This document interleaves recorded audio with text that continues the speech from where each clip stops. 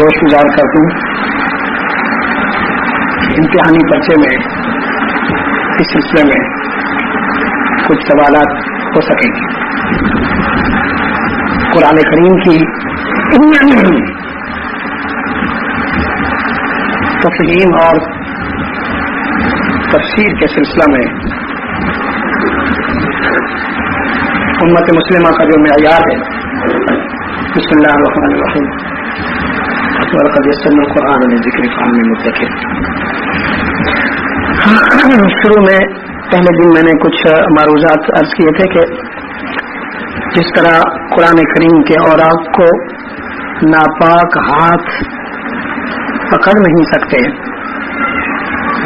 جو شرک کی آلودگی سے ملوث ہیں، بالکل اسی طرح قرآن کے مفاہیم اور معانی ناپاک دلوں میں بیٹھ بھی نہیں سکتے.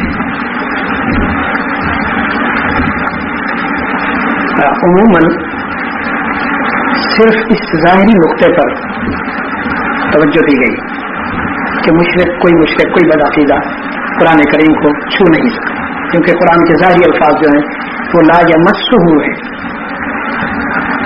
لا یفہمون نہیں ہے. تو یہ سمجھا جاتا ہے کہ اس کا پکڑنا کسی مشرک کے لیے، کسی بدعقیدہ کے لیے جائز نہیں.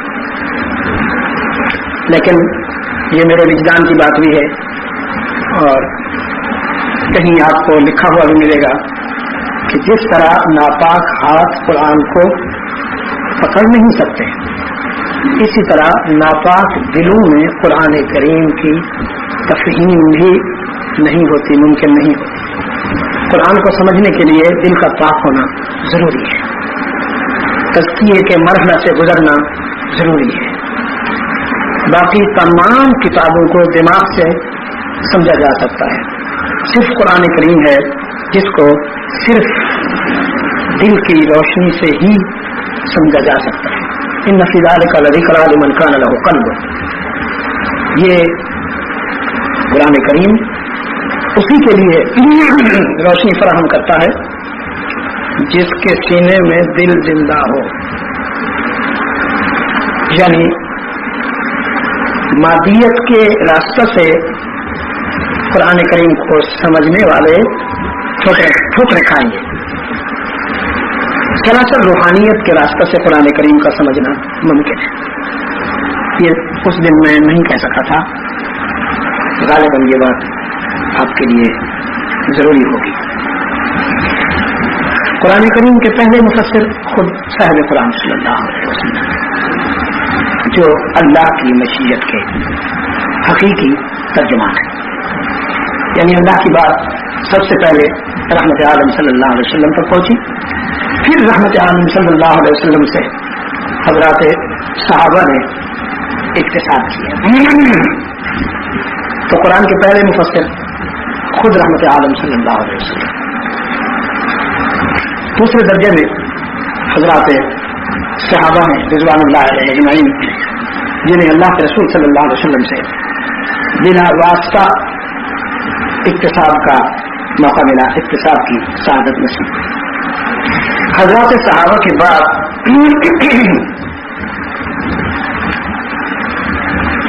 تابعین ہیں جنہوں نے حضرات صحابہ سے کتاب اللہ کے مفاہیم اور معانی کو سمجھنے کی سعادت حاصل کی. پھر اس کے بعد امت مسلمہ کے وہ محسنین ہیں جنہوں نے مختلف ادوار میں اس مقدس کام پر بے پناہ خدمات انجام دی. شروع میں سیدنا ابوبکر صدیق رضی اللہ تعالیٰ عنہ کی خلافت میں قرآن کریم کی جمع اور نظم کی طرف توجہ دی گئی. قرآنی آیات درخت کے پتوں پر، لکڑی کے تختوں پٹیوں پر، مجبور چمڑوں پر، یعنی ذباحت کے بعد کیونکہ چمڑا ناپاک نہیں رہتا سوائے جو نجس العین ہے خنزیر وغیرہ کسی کے، تو مجبور چمڑوں پر،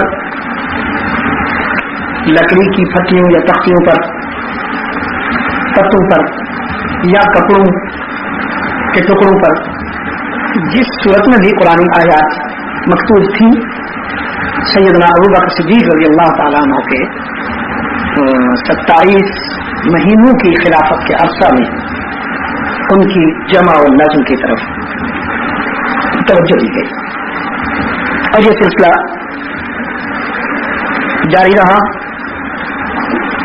سیدنا عمر فاروق رضی اللہ تعالیٰ عنہ کا دور خلافت جو طویل بھی ہے اور مثال بھی ہے، یہ کام اس میں بھی جاری رہا، لیکن سیدنا عمر فاروق رضی اللہ تعالیٰ عنہ کی خلافت کے جو بہت سارے جلی کارنامے ہیں، تاریخ میں زیادہ تر ان کی طرف توجہ دی، مثلا ان کی عسکری مہمات، ان کے انتظامی امور اور اسلامی فتوحات کا جو ایک سیلاب آ گیا تھا قرۂ ارض پر، اور سلطنت اسلامیہ کی حدود عرب سے عجم تک جا پہنچی، لاکھوں مربع میل اسلامی سلطنت میں شامل ہوتے چلے گئے، تو تاریخ نے زیادہ ان امور کو محفوظ کیا، لیکن قرآن کریم کے جمع اور نظم کا جو کام ہے وہ فاروق اعظم رضی اللہ تعالیٰ عنہ کے دور خلافت میں بھی جاری رہا، تاکہ کہ سیدنا عثمان ابن عفان رضی اللہ تعالیٰ عنہ کی خلافت میں یہ کام پایہ تکمیل کو پہنچا۔ انہوں نے پھر آیات کے ربط کو بھی محفوظ کیا، قرآن کریم کی کون سی آیت کس آیت کے مطابق ہے، قرآن کریم کے مضمون کا تقاضا کیا ہے کہ کون سی آیات متصل ہوں، کون سی آیات منفصل ہوں، یہ تمام مہربانی سیدنا عثمان بن عفان رضی اللہ تعالیٰ عنہ نے فرمائی۔ امت مسلمہ پر ان کا یہ اتنا بڑا احسان ہے کہ ان کے باقی انگنت احسانات کے سامنے صرف یہی ایک احسان اتنا ہے کہ امت ان کی تشکر کا حق ادا نہیں کر سکتی۔ موجودہ صورت میں جو قرآن کریم ہمارے پاس ہے، دفعتین کے مابین، یہ سیدنا عثمان ابن عفان کی کوشش ہے۔ پھر اس کے بعد کے مختلف زمانوں میں سیدنا عمر بن عبدالعزیز، بعض اموی خلفاء، بعض عباسی حضرات کے زمانے میں بھی کام ہوتا رہا۔ یہ جو صورتیں مثلا فلاں صورت ختم ہو رہی ہے اور فلاں شروع ہو رہی ہے، اس کو اس طرح مرتب کیا گیا، درمیان میں بسم اللہ ڈالی گئی تاکہ فرق محسوس ہو سکے کہ یہ صورت ختم ہو گئی اور ابھی شروع ہو رہی ہے۔ جیسا کہ آپ نے حضرت مولانا سے سنا کہ امام شافعی رحمۃ اللہ علیہ بسم اللہ کو ہر صورت کا جز سمجھتے ہیں، تو لیکن اصل میں قرآن کریم کی مختلف صورتوں کے درمیان بسم اللہ جو ہے تو ایک طرح کا حد فاصل ہے یا امتیازی علامت ہے۔ تو اس صورت میں جو قرآن کریم ہمارے سامنے ہے، جس میں حشر تک رہنا ہے، یہ کام اللہ نے اپنے محبوب صلی اللہ علیہ وسلم کے محبوب رفیق، محبوب داماد اور خلیفہ راشد ثالث سیدنا عثمان بن عفان رضی اللہ تعالیٰ عنہ سے لیا، اور اس دوستی کا عملی اظہار یہ ہوا کہ سیدنا عثمان کی آخری سانس اسی پر نکلی۔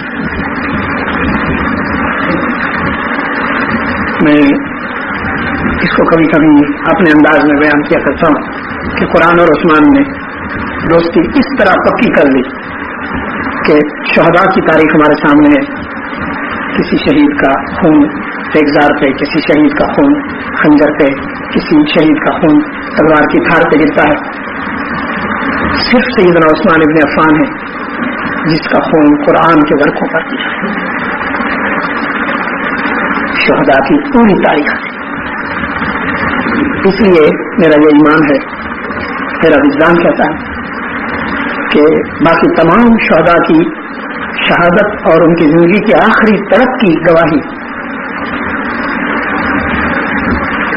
یہ عناصر فطرت دیں گے اللہ کے حضور. خاک دے گی، پانی دے گا، ہوا دے گی، کنکر دیں گے، ذرات دیں گے. عثمان بن عفان کی شہادت اور ان کی مظلومیت کی گواہی کے لیے قرآن کریم ہے.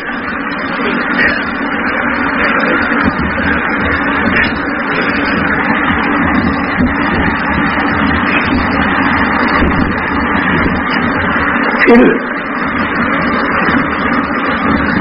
امت مسلمہ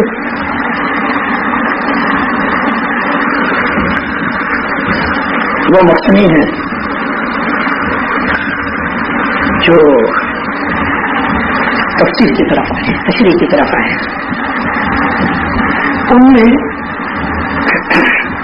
اتنے نام ہیں کہ انہیں گنوایا نہیں جا سکتا. میں نے امریکہ میں ایک یونیورسٹی کے لائبریری میں مجھے اس وقت یاد نہیں کہ وہ کتاب اس کا نام کیا تھا، بھول گیا ہوں. میں نے چاہا کہ اس کا میں فوٹو کاپی کراؤں، لیکن لائبریرین جو تھی خاتون تھی اس نے کہا کہ ہماری کسی کتاب کی فوٹو کاپی نہیں کی جا سکتی. اسی طرح میں نے لندن کی لائبریری میں مطالعہ کے دوران بھی بعض چیزوں کی فوٹو کاپی چاہیے، لیکن انہوں نے مجھے اجازت نہ دی کہ یہاں فوٹو کاپی نہیں ہو سکتی. تو مجھے اس کتاب کا کسی مغربی مستشرق کی لکھی ہوئی تھی، اس نے کہا کہ مسلمانوں کی جو بھی مذہبی کتاب ہے قرآن کریم وہ دنیا کی منفرد کتاب ہے کہ جس کی تشریح اور جس کی ڈیٹیل مختلف زمانے میں، مختلف زبانوں میں، مختلف لوگوں نے جو لکھی ہے، تو ان کتابوں کی تعداد 5 لاکھ سے زیادہ ہے. یعنی 5 لاکھ تفصیلی نسخے ہیں قرآن کریم کے جو دنیا کی کسی کتاب کے نہیں. جس نے یہ بات لکھی وہ خود بھی عیسائی ہے. تو اب ظاہر ہے کہ اتنے بڑے طویل کام کو الفاظ میں محدود کرنا ممکن ہی نہیں ہے. تاہم جو نام اس میں واضح آتے ہیں وہ میں نے کچھ لکھ لیے ہیں آپ کے لیے، جو آپ بھی لکھتے چلے جائیں کیونکہ یہ امتحانی پرچے میں آپ کو بتانا ہوگا. قرآن کریم کی تفاسیر میں جو نام جلی ہیں جن کو ہم اپنی تاریخ کا بہت بڑا سرمایہ سمجھتے ہیں، ہم نے تفاسیر میں آپ نے سنا ہے روح المعانی ہے، جس کا پورا نام روح المعانی فی تفسیر القرآن العظیم وسبع المثانی. بغداد کے دور کے آخری محقق علامہ محمود آلوسی رحمۃ اللہ علیہ کی یہ کوشش ہے، جن کی وفات سن 1270 ہجری میں ہوئی. 30 جلدوں پر یہ تفسیر مشتمل ہے. تفسیر البحر المحیط علامہ ابو حیان غرناطی اندلسی سن 754 ہجری میں ان کی وفات ہوئی. تفسیر البحر المحیط نحو ادب بلاغت فصاحت قرآنی آیات کی ترتیب و ترکیب کے حسن سے مزین. اسی طرح تفسیر کبیر علامہ امام فخر الدین رازی رحمۃ اللہ علیہ کی کوشش ہے، جو سن 606 ہجری میں راضی عدم ہوئے. اس تفسیر کبیر کا اصل نام مفاتیح الغیب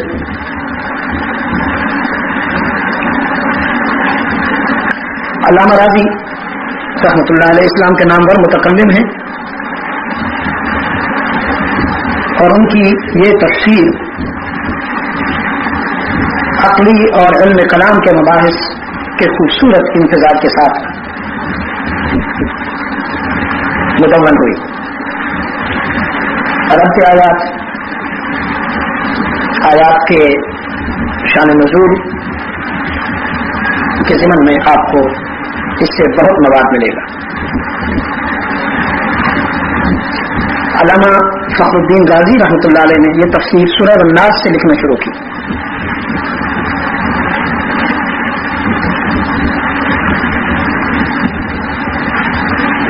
اللہ کی شان کے پورے قرآن کریم کی تفسیر لکھ چکے، صرف سورہ فاتحہ باقی تھی کہ بلاوا آ گیا.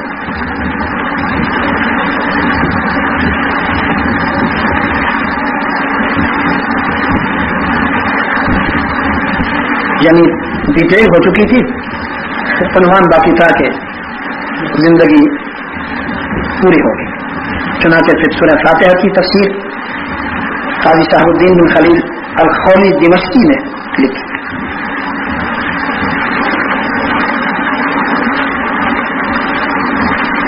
فرق باطنہ کی رد میں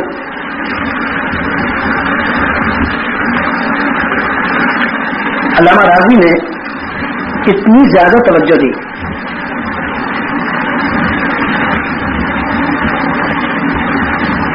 اور اس قدر تفصیل کے ساتھ فرق باطلہ کی رد میں لکھتے چلے گئے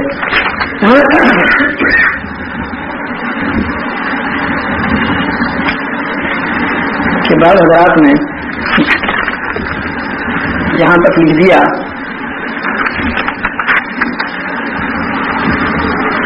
کہ یہ کل شیء فیہ موجود الا تفصیل، اس میں باقی تو ہر شے موجود ہے، تفصیل نام کی کوئی شے نہیں. لیکن میرا خیال ہے یہ بہت بڑی زیادتی ہے امام راضی جیسے شخص کے ساتھ. اس میں بہت کچھ ملتا ہے، میں اس کے اتفاق نہیں کرتا.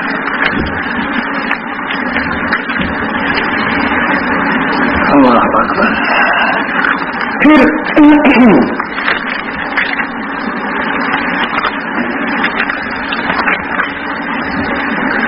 تفسیر قرطبی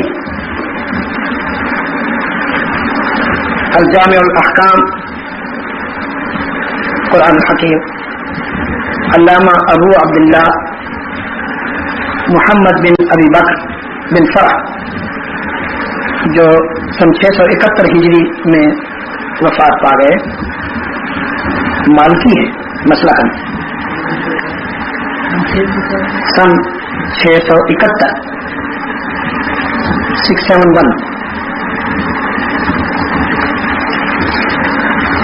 سب زندگار تھے. زہد و تقوی میں اپنے دور کے شرح آفاق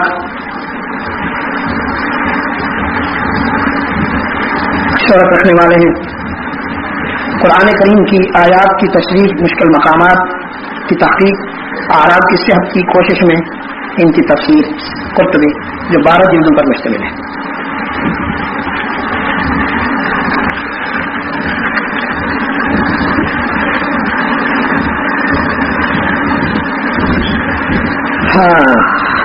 علامہ ابو جعفر محمد بن جریر طبری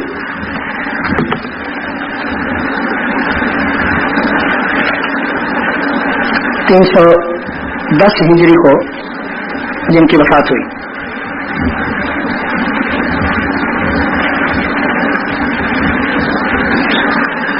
تفسیر ابن جریر،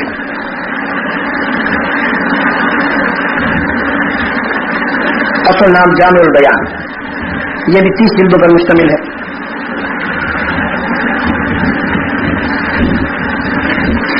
بعض حضرات نے ان کے متعلق یہ لکھا ہے کہ کچھ تھوڑے سے رفت کے جراثیم تھے ان میں، لیکن جہاں تک میں علامہ ابن جریر کو تاریخ کے آئینے میں سمجھنے کی کوشش کی ہے تو ایسا نہیں. کچھ کمزور باتیں تو ہر مصدر میں مل جاتی ہیں.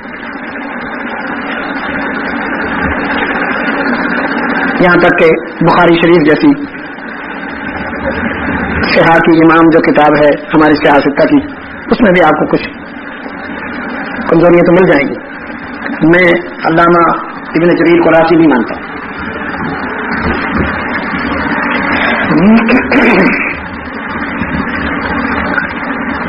احکام القرآن للجساس، امام ابو بکر جساس رازی رحمۃ اللہ علیہ کی 370 ہجری کو ان کا انتقال ہوا.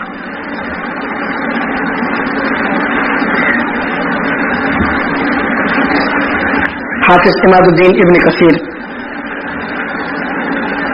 رحمۃ اللہ علیہ 774 تاریخ وفات ہے ہجری. تفسیر ابن کثیر 4 جلدوں پر مشتمل.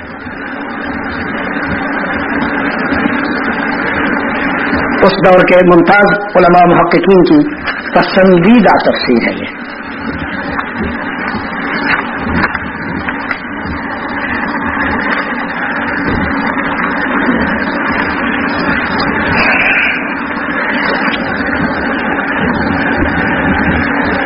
میں نے عرض کیا کہ اس سلسلے کے بعد جو جلی نام ہے میں وہی انشاءاللہ آپ سے بھی اسی سلسلے میں سوال کیا جائے گا.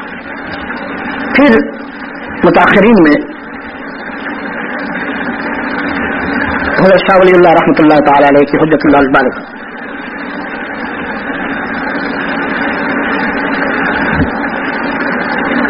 رومی کی الفاظ القبیر،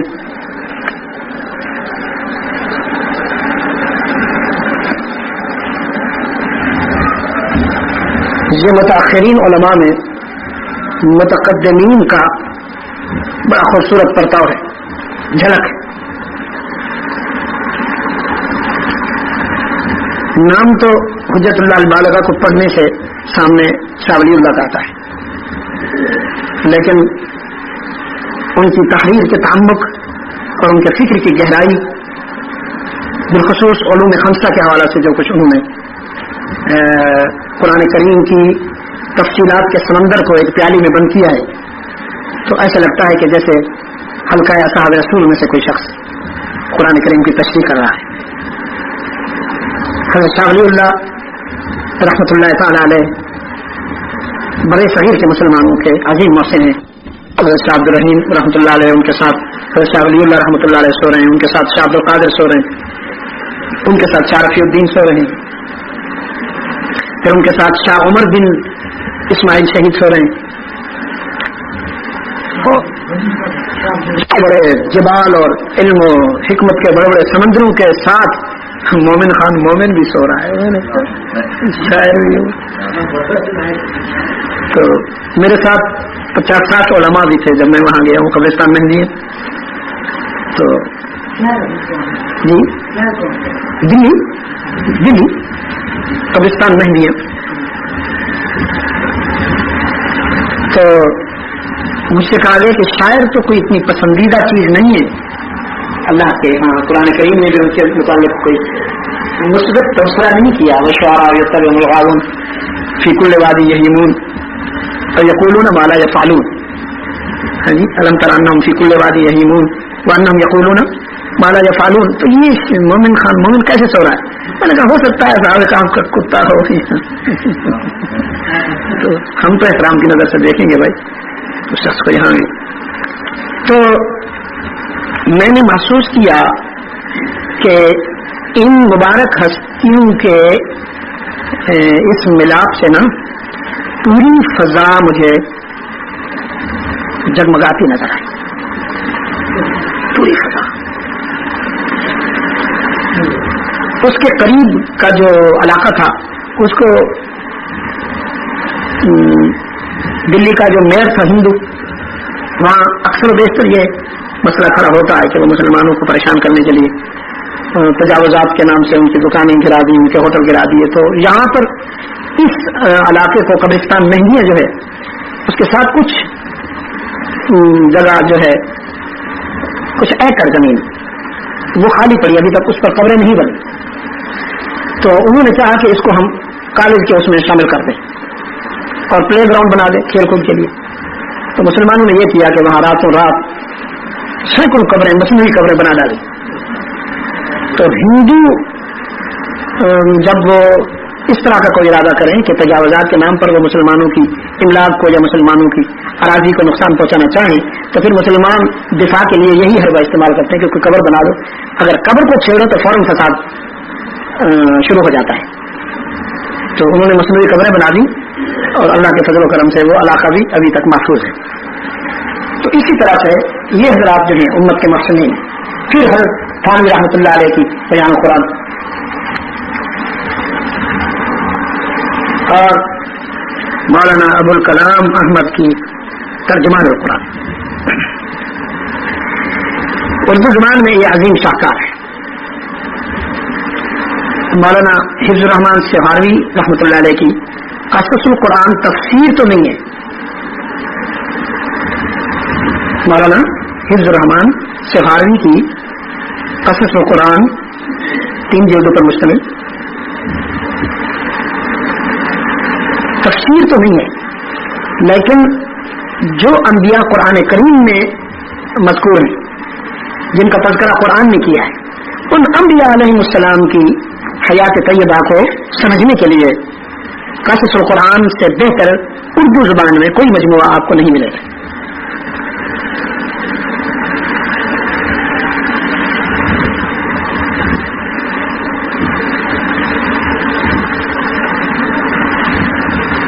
اور مولانا ابوالکلام احمد رحمۃ اللہ علیہ کی ترجمان القرآن باقی تو آپ پڑھیں نہ پڑھیں لیکن سورہ فاتحہ کی تفسیر ضرور پڑھیں. اور انہوں نے اللہ کی صفت ربوبیت پر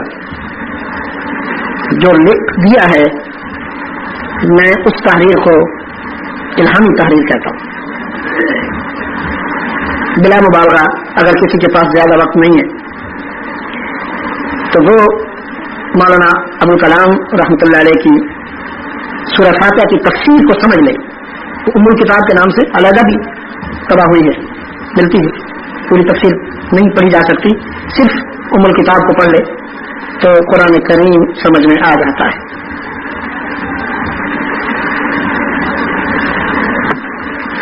تو آج کی اس ملاقات میں صرف اتنا کچھ، پھر انشاءاللہ باتیں ہوتی رہیں گی.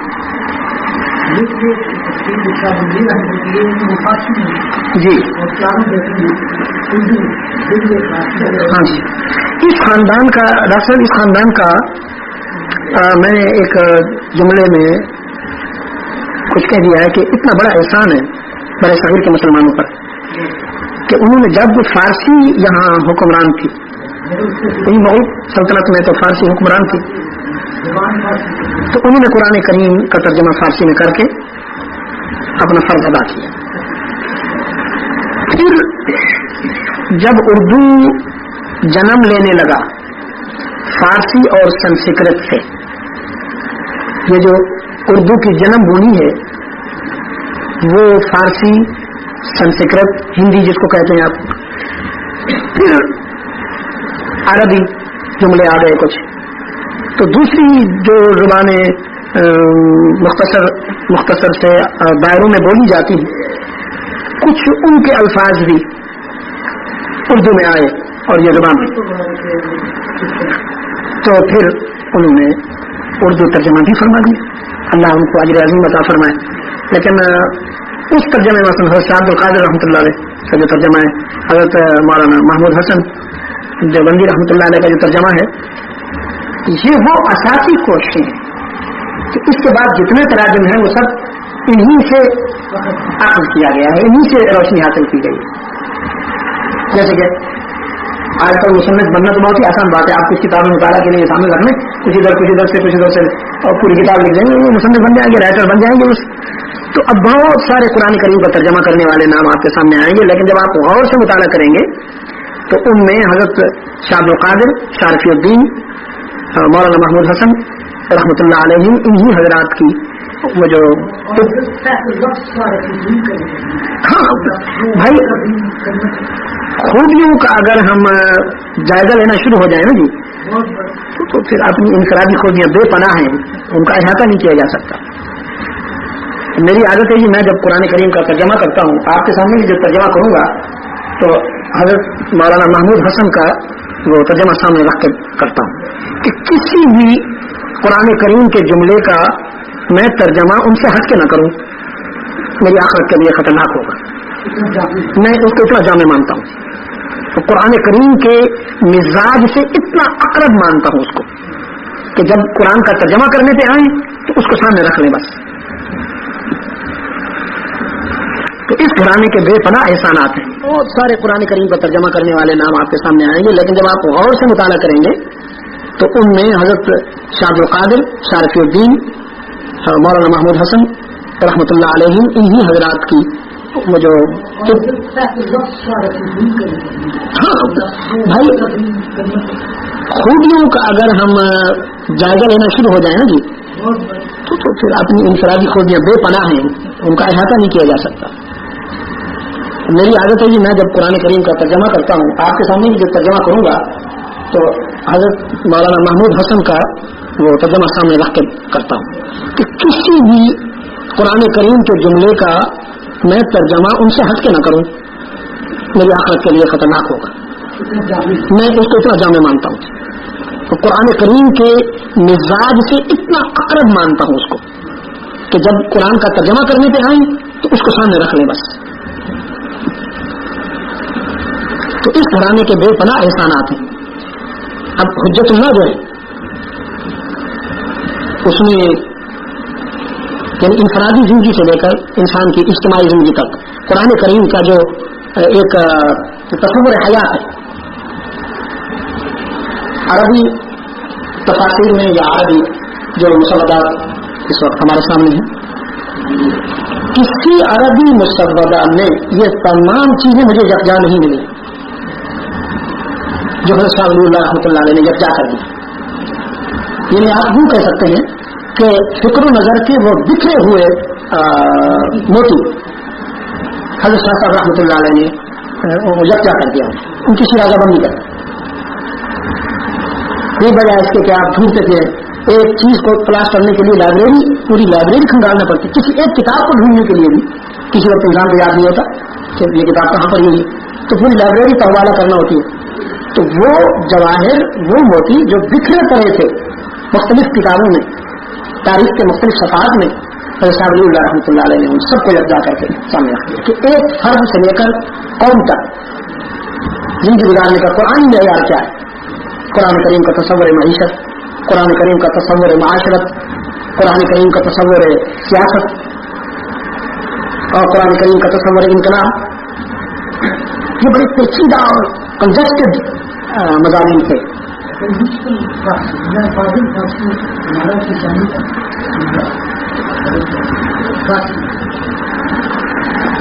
اللہ تعالیٰ آپ کا ہم ناصر، اللہ تعالیٰ آپ نے کوئی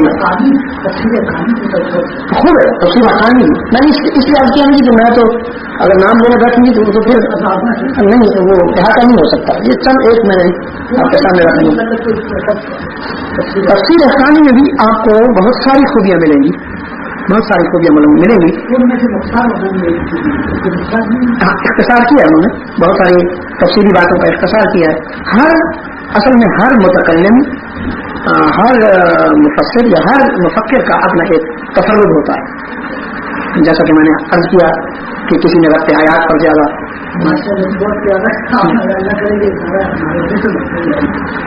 کسی نے فراقات الفرات میں زیادہ زور دیا، کسی نے ربط آیات پر، کسی نے شان نزول پر. حضرت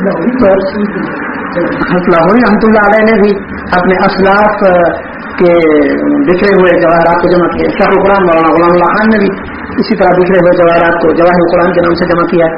یہ ساری کوششیں جو ہیں بڑی مسعود ہیں، بڑی خوبصورت ہیں، اور اللہ تعالیٰ آپ کو ان سب کا جو زندہ بنائے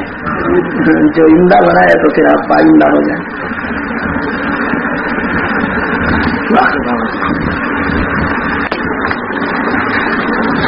اس کو روایت کیا ہے علامہ جلال الدین سیوطی رحمۃ اللہ تعالی علیہ نے اپنی خصائص میں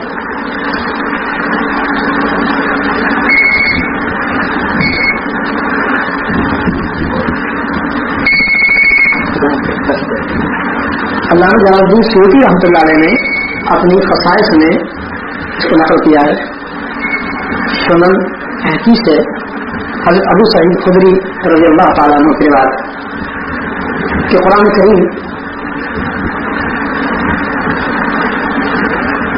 کا اعجاز جیسے تو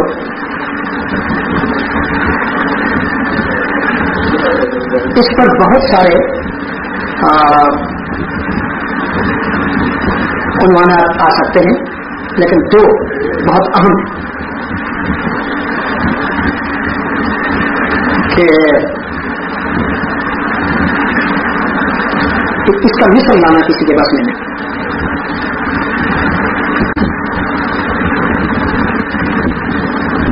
جب قرآن کریم نے تحدی کی چیلنج کی کہ فاتو بسورۃ من مثلہ کہ اس معاشرے میں یہ چیلنج کیا گیا یہ تحدی ہوئی کہ جہاں شعر و سخن کا شہرت بڑے بڑے اس سلسلے میں اجتماعات ہوا کرتے تھے عرب کے شعراء اپنا اپنا کلام پیش کرتے تھے اور مسابقت کے جذبے سے ایک دوسرے کو نیچا دکھانے کے لیے اس وقت قرآن کریم نے چیلنج کیا فاتو بسورۃ من مثلہ ایک سورت ایسی لاؤ جس طرح کہ قرآن کریم کی سورہ اخلاص ہے قل هو اللہ احد اللہ الصمد لم یلد ولم یولد ولم یکن له کفوا احد ایک مختصر سا گویا اس میں الفاظ کا جو مجموعہ ہے بہت ہی مختصر ایسی ایک سورت بنا کے لاؤ نہ لا مقابلہ کیا مجادلہ ہوا جانے دی قربانیاں دی کفار نے مشرکین نے مار کھائی لیکن قرآن کریم کے مقابلے میں ایک سورت نہ لا سکے بنا کر ایک تو اس کا یہ اعزاز ہے جو قیامت تک کے لیے مسلمان ہے.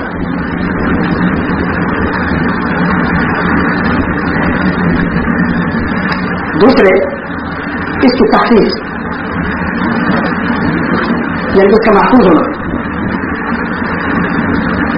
یہ بھی مافوق الاسباب اللہ کی طرف سے براہ راست یہ ہو رہا ہے. یعنی اگر قرآن کریم کے یہ جو کاغذی نسخے ہیں دنیا میں ایک بھی باقی نہ رہے تو بھی دو تین حفاظ دو تین قرآن مل بیٹھیں گے اور انشاءاللہ کچھ وقت میں قرآن کریم کو اثر نو لکھ کے دنیا کے سامنے پیش کر دیں. یہ دنیا کی کسی اور کتاب کے لیے نہیں ہو سکتا. بائبل ضائع ہو جائے اور ضائع ہو جائے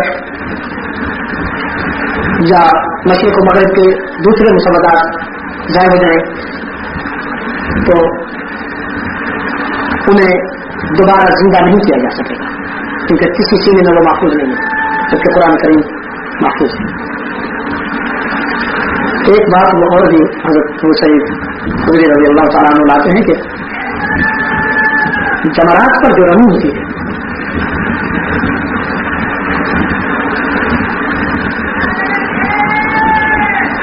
مینا میں جمرات پر جو رمی ہوتی ہے ہر شخص کو 7 کنکر مارنا ہوتے ہیں اور کوئی حاجی کسی دوسرے کے کنکر استعمال نہیں کر سکتا.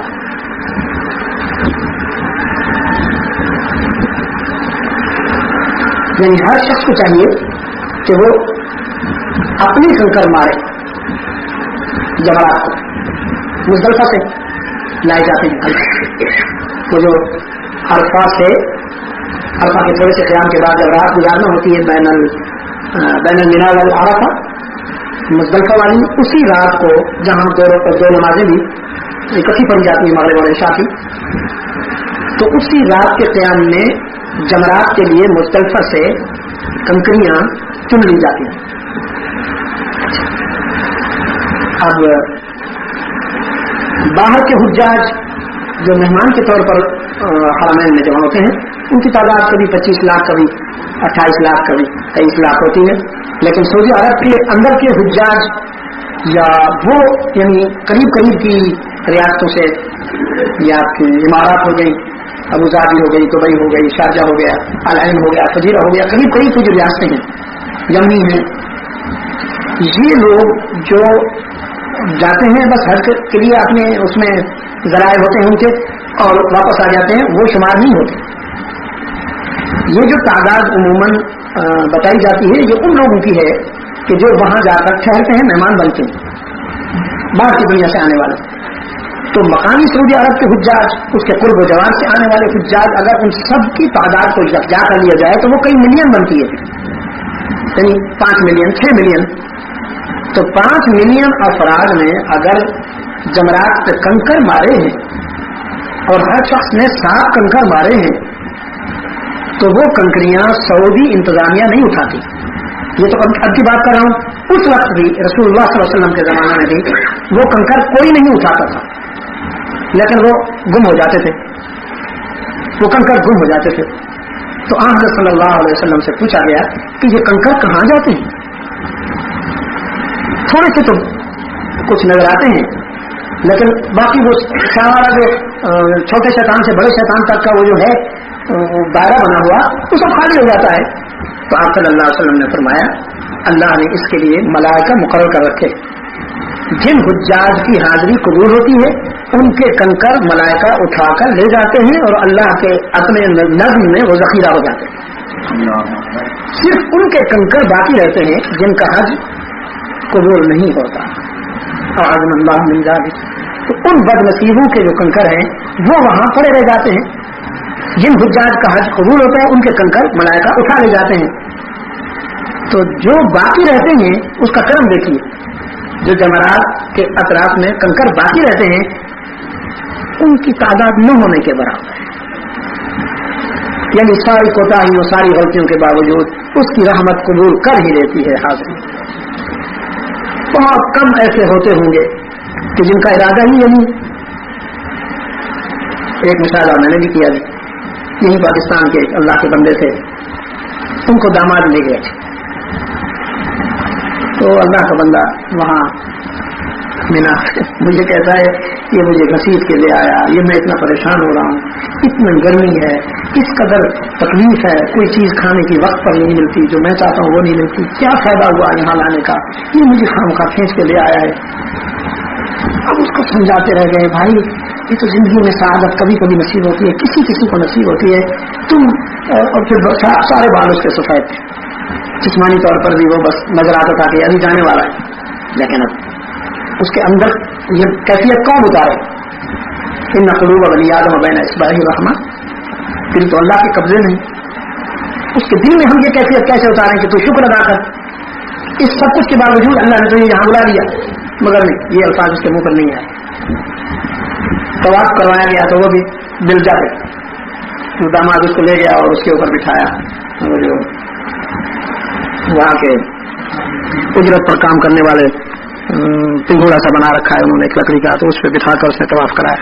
اسی طرح صفا و مروہ کی جو تھی سعی تھی وہ بھی اسی طرح کروائی. تو کچھ ایسے لوگ ہوتے ہیں کہ جن کا وہاں حاضری قبول نہ ہو ان کی اپنی نیت کی خرابی کی وجہ سے، ورنہ اکثر و بیشتر بہت ساری کمزوریوں کوتاہیوں کے باوجود اللہ تعالیٰ ان کی حاضری قبول فرما لیتے ہیں. تو یہ حشر تک اللہ کے رسول صلی اللہ علیہ وسلم نے فرمایا یہ عمل حشر تک جاری رہے گا اور اسی کیفیت میں جاری رہے گا کہ لاکھوں لوگ یہاں رنگ کریں گے اور جمرات کے اطراف کا یہ جو پتھر ہے، کنکرے ہیں، یہ خود بخود غائب ہو جایا کریں گے. یہ بھی قرآن کریم کی صداقتوں میں سے ایک صداقت ہے جو پوری دنیا کو عاجز کر دیتی اور پوری دنیا اس پر حیران رہ جاتی کہ یہ کیسے ہو رہا ہے.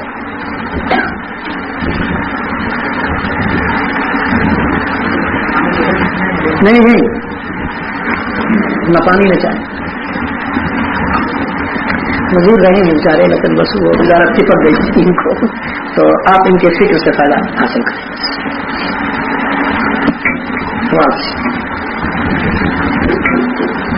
تو اب آمد تیمم ختم.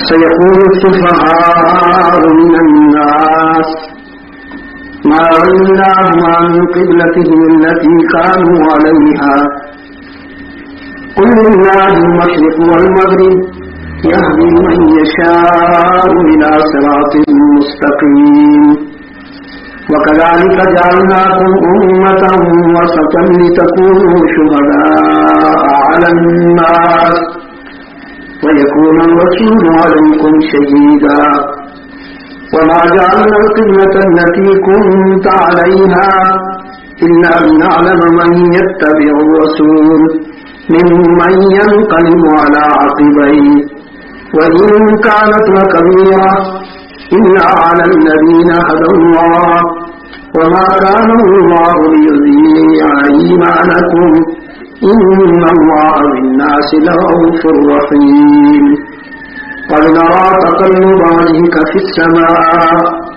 فلنولينك قبلة ترضاها فول وجهك شطر المسجد الحرام وحيث ما كنتم فولوا وجوهكم شطره وإن الذين أوتوا الكتاب ليعلمون أنه الحق من ربهم وما الله بغافل عما يعملون ولئن أتيت الذين أوتوا الكتاب بكل آية ما تبعوا قبلتك وما أنت بتابع قبلتهم وما بعضهم بتابع قبلة بعض ولئن اتبعت أهواءهم من بعد ما جاءك من العلم إنك إذا لمن الظالمين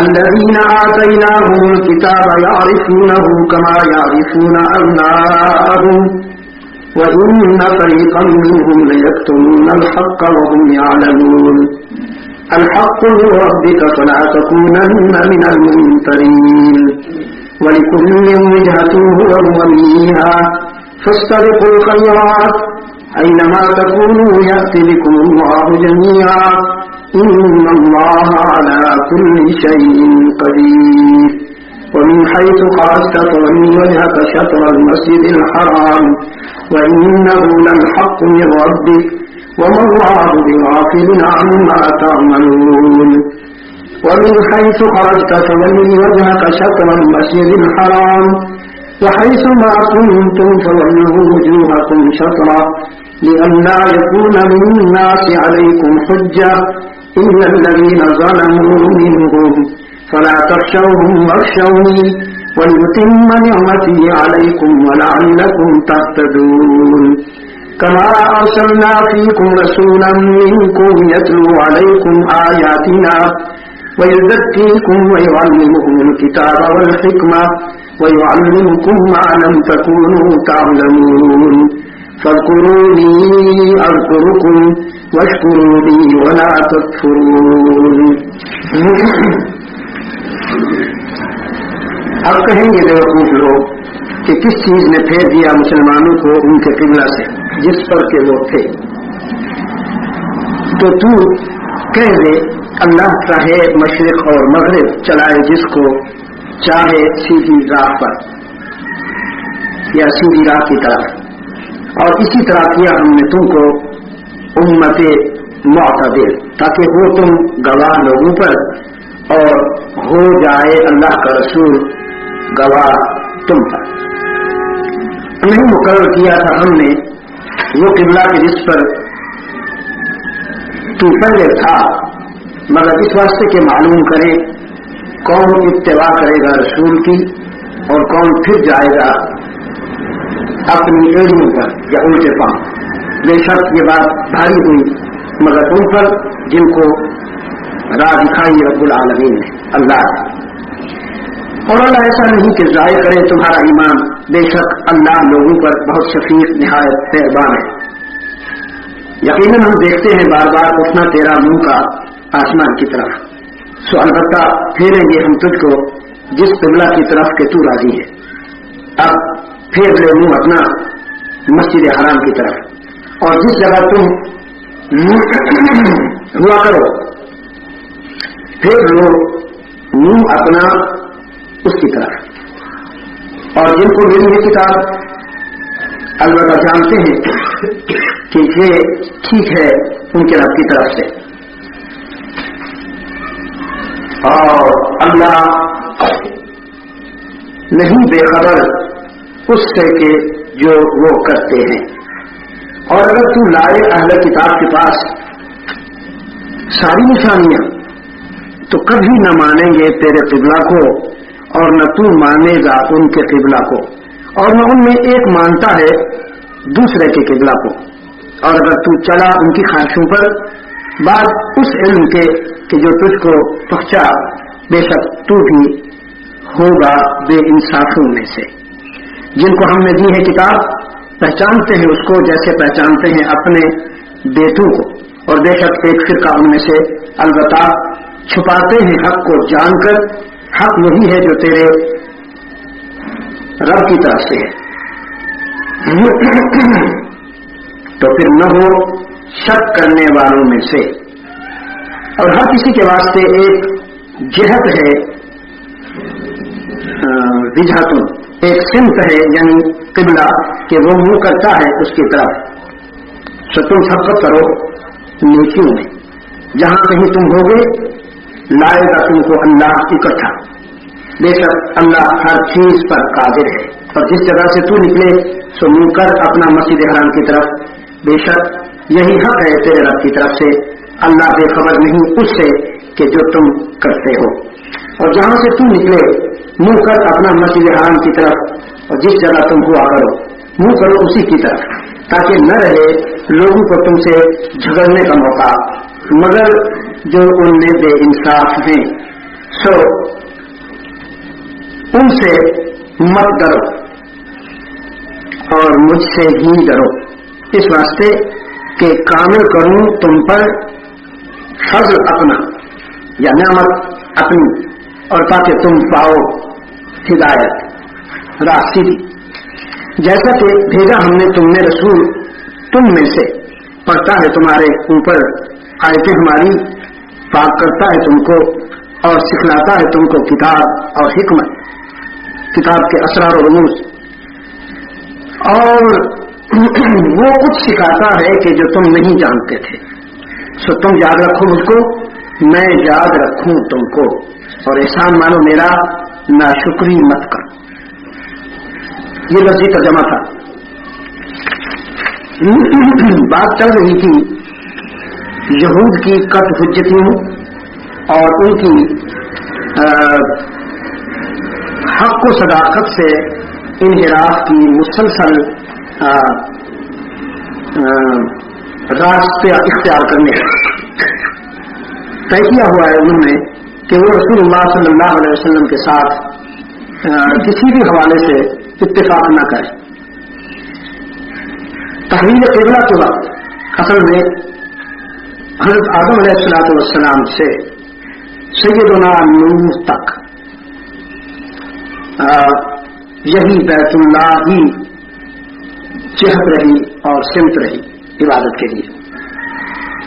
پھر سیدنا نوح کے دور میں جو سیلاب آیا، طوفان آیا، اس میں پورا عرض پر تمام چیزیں اس کی نظر ہو گئی، بیت اللہ بھی اس میں نظر ہو گیا۔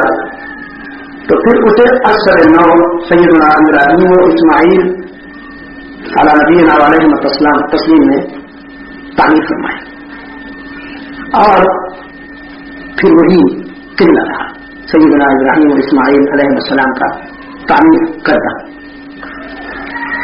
رسول اللہ صلی اللہ علیہ وسلم جب منصب رسالت پر اللہ نے ان کو پسند فرمایا تو آپ صلی اللہ علیہ وسلم اپنی مکی زندگی میں بیت اللہ ہی کی طرف نماز منہ کر کے نماز پڑھتے رہے۔ ایک روایت کے مطابق آپ صلی اللہ علیہ وسلم نے ہجرت سے پہلے کچھ عرصہ بیت المقدس کی طرف منہ کر کے نمازیں پڑھی، لیکن زیادہ تر علماء اس کی طرف گئے ہیں کہ آپ صلی اللہ علیہ وسلم نے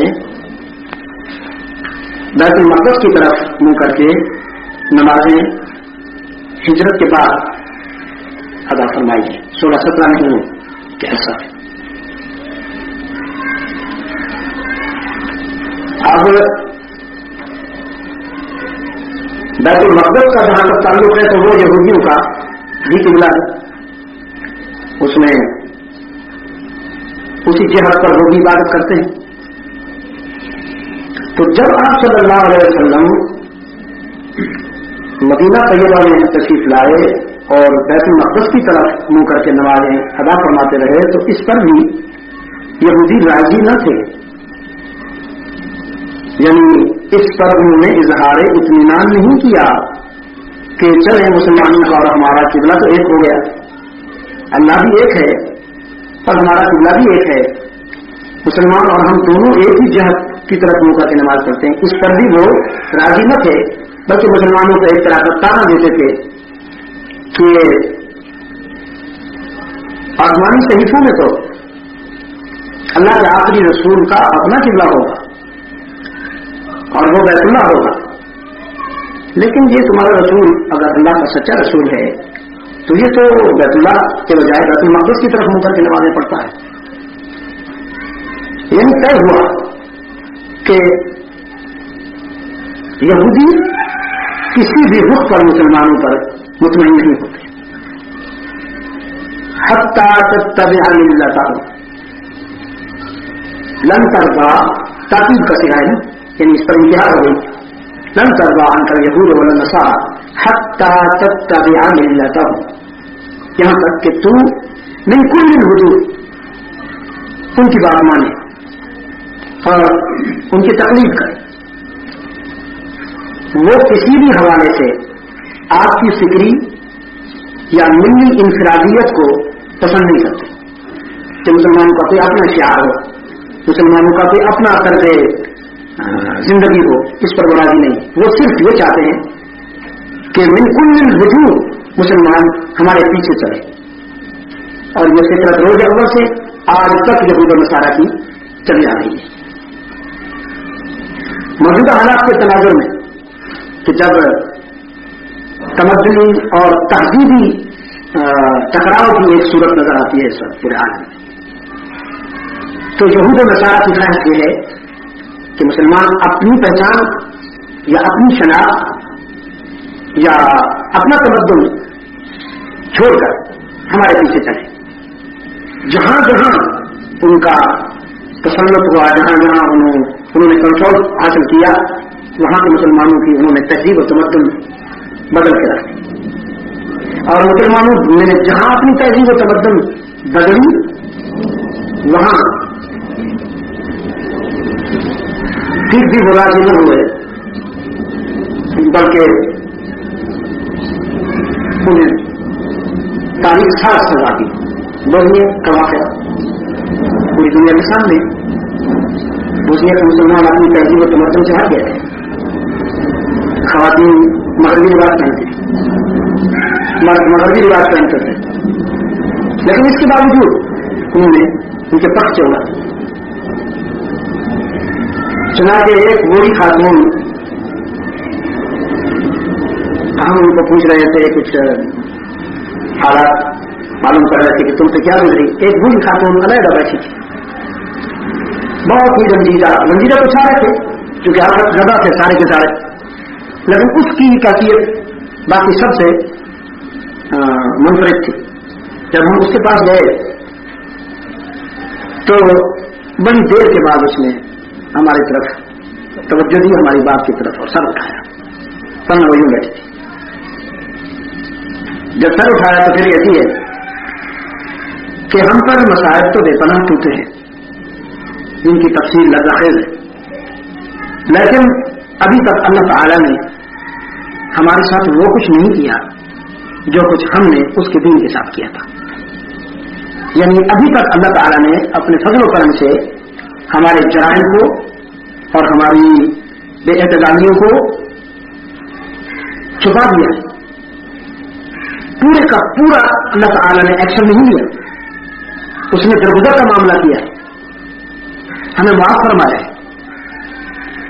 اس کے باوجود کہ کئی ہزار عورتیں, مرد, بوڑھے, بچے انہوں نے مار ڈالے اور ایک ہی گڑھے میں ان سب کو پھینک دیا اور اس کے اوپر مٹی ڈال دی, اور پھر دیر تک ان کے ڈھانچے بعد میں بھی نکالے جاتے رہے. تو وہ خاتون کہہ رہی تھی کہ ابھی تک اللہ تعالیٰ نے اپنے عفو اور کرم کا معاملہ کیا ہے, ہمارے ساتھ انصاف کا معاملہ نہیں کیا. جو کچھ ہمیں سزا ملنی چاہیے تھی وہ ابھی تک ہمیں نہیں ملی, اس لیے کہ ہم نے اپنی شناخت ختم کر دی تھی. ہم نے اپنے آپ کو یہود و نصارہ کی تہذیب و تمدن کے سپرد کر دیا تھا. ہم تقریباً غرق ہو گئے تھے ان کی تہذیب و تمدن میں. لیکن اس کے باوجود بھی لن ترضى عنك اليهود ولا النصارى کا جو قرآن کریم کا تصور ہے, قرآن کریم کی جو اطلاع ہے, وہ سامنے آ گئی کہ یہ کبھی بھی مسلمانوں پر راضی نہیں ہوتے جب تک کہ مسلمان ان میں پوری طرح ایڈجسٹ نہ ہو جائے. تو ہجرت مدینہ کے بعد کچھ عرصہ آپ صلی اللہ علیہ وسلم نے بیت المقدس کی طرف منہ کر کے نمازیں پڑھی. ہم جب دیکھتے ہیں تو ملت اسلامیہ کے صرف عقائد میں نہیں, اخلاق میں, ان کے طرز زندگی میں, معیشت میں, معاشرت میں, یعنی زندگی کے تمام پہلوؤں پر اعتدال کی روح ہمیں رواں نظر آتی ہے. کسی بھی حالت میں اس کو انتہا پسند ہونے کی اجازت نہیں دی گئی. غضب میں بھی, محبت میں بھی انتہا پسند ہونے کی اجازت نہیں. یہاں تک کہ اللہ کی عبادت میں بھی کسی شخص کو اجازت نہیں ہے کہ میرا دل چاہتا ہے کہ میں فجر کے 2 فرض کے بجائے 4 پڑھوں. میرا دل چاہتا ہے کہ میں عشاء کے 4 فرضوں کے بجائے 6 رکعت پڑھوں. میرا دل سہی نہیں ہوتا 4 رکعتوں سے. میرا دل چاہتا ہے کہ میں 6 رکعت پڑھوں. کوئی عشاء کے 4 فرضوں کو 5 نہیں, یعنی 4 رکعتوں کو 5 نہیں کر سکتا, فجر کی 2 رکعتوں کو 3 نہیں کر سکتا.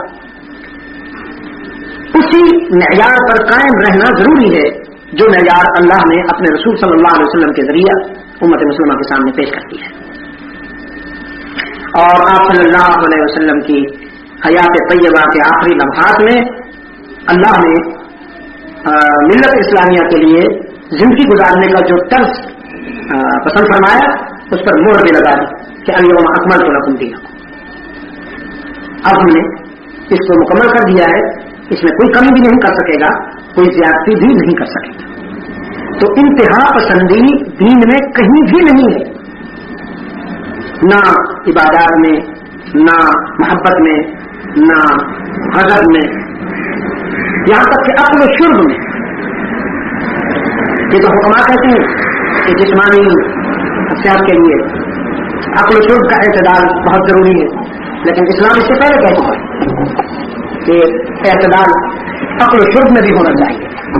آپ صلی اللہ علیہ وسلم نے اپنے اسوہ حسنہ کے حوالے سے جو عقل و شرب کا معیار دنیا کے سامنے پیش کیا, اس پر اپنے بھی اور اغیار بھی مطمئن ہیں. میں نے لندن کی لائبریری میں ایک پمفلٹ پڑھا تھا, میں نے اس کا کئی جگہوں پر حوالہ دیا. کسی مستشرق نے food of the Holi profit, یعنی پیغمبر اسلام کا دسترخوان, پیغمبر اسلام کا کھانا, اس پر اس نے لکھا کہ ایسا لگتا ہے کہ مسلمانوں کا جو پیغمبر ہے صلی اللہ علیہ وسلم وہ صرف معلم نہیں ہے بلکہ ایک بہت بڑا ماہر نفسیات اور بہت بڑا معالج بھی ہے.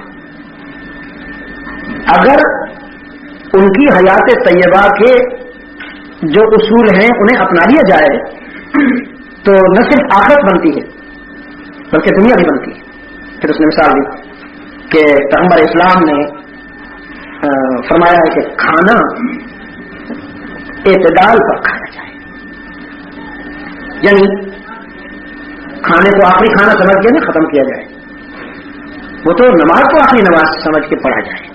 اس میں پورا اخلاص, پورا خشوع, پورا استحضار کہ دل و نگاہ پوری طرح متوجہ ہوں, یہ سوچ کر کہ نہ معلوم میں زور پڑھ رہا ہوں تو اثر پڑنے کی مہلت ملے گی کہ نہیں, میں اثر پڑھ رہا ہوں تو مغرب پڑھنے کی مہلت ملے گی کہ نہیں, میں عشاء پڑھ رہا ہوں فجر پڑھنے کی مہلت ملے گی کہ نہیں. یہ تو نماز کے لیے ذوق ہونا چاہیے کہ آپ ہر نماز کو زندگی کی آخری نماز سمجھ کر پورے خشوع کے ساتھ, پورے حضور قلب کے ساتھ ادا کریں. لیکن کھانے کو تو آخری کھانا سمجھ کے نہ کھائیں نا, جو کچھ آیا ہے سب چٹ کر لیں. مجھے اس اصطلاح سے بڑی تکلیف ہوتی ہے جب کسی کو کہا جائے کہ اور کھائیے. مثلا میزبان تو اخلاقاً کہتے ہیں کہ اور کھائیے, تو مہمان صاحب کہتے ہیں کہ بس پیٹ بھر گیا. یہ جانور کا سوال ہے, پیٹ بھر گیا. انسانی جواب یہ نہیں ہے، انسانی جواب یہ ہے بس الحمدللہ، بس الحمدللہ. اور اگر آپ نے اس کو الفاظ میں بیان کرنا ہی ہے تو پھر الفاظ یہ ہونے چاہیے کہ بس طلب پوری ہوگی، بس الحمدللہ طلب پوری ہوگی، ورنہ اتنا ہی کافی ہے الحمدللہ. پیٹ بھر گیا انتہائی تکلیف دہ اصطلاح ہے، انتہائی غیر انسانی اصطلاح ہے. یہ پیٹ بھر کے کھانا تو جانوروں کا کام ہے، انسان تو سوچ سمجھ کے کھاتا ہے. چنانچہ آپ صلی اللہ علیہ وسلم نے اپنی پوری زندگی میں کبھی ایسا نہیں کھانا کھایا کہ جس کو پیٹ بھرنا کہا جائے. کچھ بھوک چھوڑ کر کھایا، طلب کے وقت کھایا. اچھا، پوری زندگی کبھی چھنا ہوا آٹا نہیں کھایا. سیدہ مخدومۃ المسلمین سید عائشہ صدیقہ رضی اللہ عنہا فرماتی ہیں کہ ہم زیادہ تو آپ صلی اللہ علیہ وسلم نے جو استعمال فرمائے، یعنی 80%، 20% گندم استعمال فرمائے. تو اب جو کا جو چھلکا ہے وہ گندم کے چھلکے سے زیادہ تیز ہوتا ہے، شوق ہوتا ہے. گندم کا چھلکا تو نرم ہے، جو کا چھلکا شوق ہوتا ہے، تیز ہوتا ہے. لیکن اس کو بھی چھلنی میں کبھی نہیں چھانا گیا. سیدہ فرماتی ہیں کہ بس میں پھونک دیتی تھی، پتن میں جو آٹا ہوتا تھا اس کے اوپر جو مجھے چھلکے نظر آ رہے ہوتے تھے انہیں پھونک دیا کرتی تھی بس. کبھی چھنا ہوا آٹا نہیں استعمال فرمایا، میدا کبھی استعمال نہیں فرمایا، موٹا آٹا استعمال فرمایا، طلب کے وقت استعمال فرمایا. کچھ بھوک چھوڑ کر دسترخوان سے اٹھ گئے. اور یہ کہ مسالہ نہیں استعمال فرمایا. یہ باتیں میں آپ سے اس لیے کر رہا ہوں کہ اللہ کرے آپ کی زندگی میں یہ عقل و شرب کے حوالے سے یہ حسن آ جائے. مسالے نے بہت نقصان پہنچایا ہے ہماری، یعنی بہت ساری جو تکالیف ہیں، جسمانی تکالیف، وہ اس مسالہ کی وجہ سے ہے. صرف ایشیا میں بھی بالخصوص ہند و پاک، بنگلہ دیش وغیرہ، یہ اس میں زیادہ تر یہ مسالہ استعمال ہوتا ہے. پورے مغرب میں مسالہ استعمال نہیں ہوتا، پورے روس میں مسالہ استعمال نہیں ہوتا، پورے چین میں مسالہ استعمال نہیں ہوتا. نمک تھوڑا سا یا پھر یہ سیاہ مرچ تھوڑی سی. آپ صلی اللہ علیہ وسلم نے مسالہ کم سے کم، یعنی نہ ہونے کے برابر استعمال فرمایا. گوشت کو کبھی آپ صلی اللہ علیہ وسلم نے فرائی نہیں کیا، 2 شکلوں میں استعمال فرمایا ہے، یا ابال کر یا بھون کر، یعنی انگاروں پہ بھونا ہے یا پھر ابالا ہے. بس کوئی تیسری صورت گوشت کی آپ صلی اللہ علیہ وسلم کے معقولات میں نہیں ملتی. زیادہ تر آپ صلی اللہ علیہ وسلم نے سبزیاں استعمال فرمائی ہیں، اور ان میں آپ صلی اللہ علیہ وسلم نے کدو کو زیادہ پسند فرمایا ہے. اچھا، جو باتیں میں آپ سے عرض کر رہا ہوں یہ اس مستشرق نے تفصیل کے ساتھ لکھی، اور پھر اس کے بعد اس نے اس پر تبصرہ کیا کہ طبیعتی علم رکھنے والے جو علم حذافت سے وابستہ ہیں وہ غور فرمائیں کہ جس انسان کی زندگی میں جس کا مینول یہ ہے، جس کا دسترخوان یہ ہے، وہ کیوں بیمار ہو؟ کہ طلب کے وقت کھانا کھاتا ہے، بھوک وقت چھوڑ دیتا ہے، اور مسالے استعمال نہیں کرتا، آٹا کبھی میدے والا استعمال نہیں کرتا، موٹا آٹا اور انچھنا آٹا استعمال کرتا ہے، تو اور پھر گوشت کو اس انداز میں کہ اس میں کوئی مذرت رسانی نہیں رہتی سوائے افادیت کے، تو پھر وہ بیمار کیوں ہو؟ تو اگر اللہ کے رسول صلی اللہ علیہ وسلم کا دسترخوان اپنا لیا جائے تو انسان 90-95% بیماریوں سے بھی محفوظ رہتا ہے. یہ میں نے 10 یا 5% کی گنجائش اس لیے رکھی ہے کہ انسان جو ہوا وہ بیچارہ گوشت کا چلتا پھرتا ایک ڈھانچہ ہے، کسی بھی وجہ سے بیمار تو ہو ہی جاتا ہے. ذرا کوئی ٹھنڈی ہوا لگ گئی تو بیمار ہو گیا، کوئی گرم جھونکا آ گیا تو بیمار ہو گیا، نیند پوری نہ ہوئی تو بیمار ہو گیا. اس بیچارے کا کوئی حال ہے. تو کذالک جعلناکم امۃ وسطا، ہم نے تمہیں امت اعتدال بنایا ہے، اور اعتدال کی یہ روح ملت اسلامیہ کی زندگی کے تمام پہلوؤں پر آپ کو کارفرما نظر آئے گی. لتکونوا شہداء علی الناس، تاکہ تم لوگوں پر گواہ بن جاؤ، ویکون الرسول علیکم شہیدا، اور رسول تم پر گواہ بن جائے. اب یہ جو گواہی ہے اس کا جو حقیقی مفہوم ہے وہ اتمام حجت کا ہے، اتمام حجت کا ہے کہ تم اپنے طرز عمل سے، تم اپنے طریقہ کار سے لوگوں پر اتمام حجت کر دو اور رسول اللہ صلی اللہ علیہ وسلم تم پر اتمام حجت کر دے. کل کوئی حشر میں یہ نہ کہہ سکے کہ مجھے تو سچ پہنچا ہی نہ تھا. تو شہادت بمانی اتمام حجت. ہمارے کچھ عجم کے بیماروں نے شہید یا شاہد سے یہ گنجائش نکالنے کی کوشش کی ہے کہ گواہی تو موجود ہوئے بغیر نہیں دی جا سکتی، جو گواہ ہوگا اس کو وہاں موجود ہونا بھی ضروری ہے. اور اس پر یقین کیجیے میرے عزیز کے دل چاہتا ہے بڑا سخت تبصرہ کیا جائے، لیکن وہی اعتدال والی بات اور حکمت و موعظہ حسنہ والی بات اجازت نہیں دیتی کہ یہ کوئی استدلال ہے. اس استدلال کو میں کیا نام دوں سوائے بد نصیبی کے؟ قرآن کریم نے اس کا جواب خود دے دیا. وہ جو ہے نا 17ویں پارے کے آخری رکوع میں وہ کیا ہے جی؟ وجاہدوا فی اللہ حق جہادہ هو اجتباکم وما جعل علیکم فی الدین من حرج ملت ابیکم ابراہیم هو سماکم المسلمین من قبل وفی هذا لیکون الرسول شہیدا علیکم وتکونوا شہداء علی الناس.